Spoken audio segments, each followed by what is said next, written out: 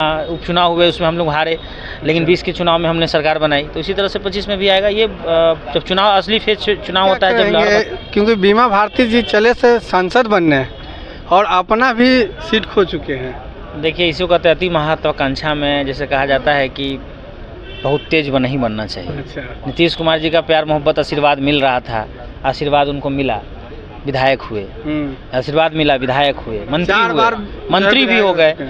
अब इतना अति महत्वाकांक्षा नहीं हो जाइए कि उनको भाई अब मंत्रालय चाहिए, सांसद का सीट चाहिए। तो जनता भी समझती है कि आप किस लेवल के लोग, देखना पड़ेगा कि अब मुखिया का इलेक्शन आ रहा है 26 में, उनको लड़ना चाहिए और वही बने मुखिया, जिला परिषद लेकर बचे। साथियों नमस्कार, आप सभी देख रहे हैं पटना तक। आज हमारे साथ नीतीश पटेल जी हैं जो कि युवा प्रदेश अध्यक्ष हैं। आइए जानते हैं कि जो है रुपौली चुनाव को लेकर के इनसे कुछ बात करेंगे, क्योंकि जो है रुपौली चुनाव में प्रचार किए हैं। सबसे पहले हमारे चैनल पे आपका स्वागत है। चलिए, आपका भी बहुत स्वागत है। रुपौली में क्या कमी रह गई है कि वहाँ से जदयू को जो है हार का सामना करना पड़ा? तो कमियों को तलाशना होगा और समीक्षात्मक जो बैठकें होंगी वहाँ पे प्रखंड वाइज हम लोग देखेंगे। माननीय प्रदेश अध्यक्ष जी ने स्पष्ट कहा है। अच्छा। इन चीज़ों को समझेंगे और चीज़ों को समझने के बाद क्या कमी रह गई।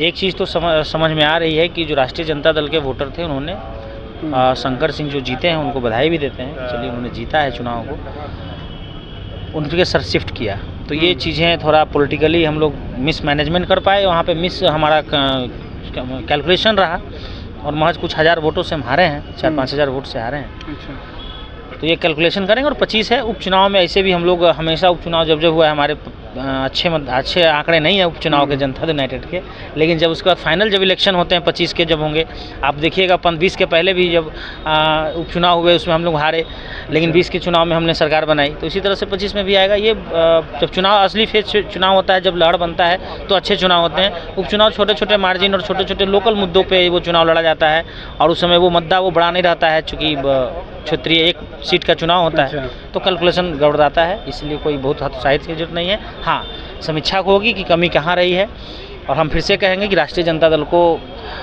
ये समझना पड़ेगा कि उनकी ज़मीनें खिसक चुकी हैं पूरे बिहार में। अच्छा। अभी लोकसभा में भी वही हाल हुआ उनके साथ, 23,000-24,000 वोट पे सिमटे, और इस बार भी तीसरे पे। हम तो फाइट किए हैं, हमारा कुछ कमी रहा है, हम हारे हैं। अच्छा, बीमा भारती को लेकर के क्या कहेंगे?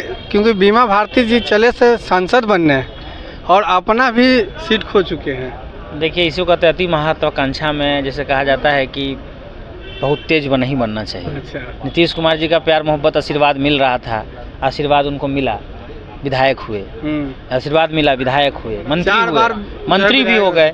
अब इतना अति महत्वाकांक्षा नहीं हो जाइए कि उनको भाई अब मंत्रालय चाहिए, सांसद का सीट चाहिए।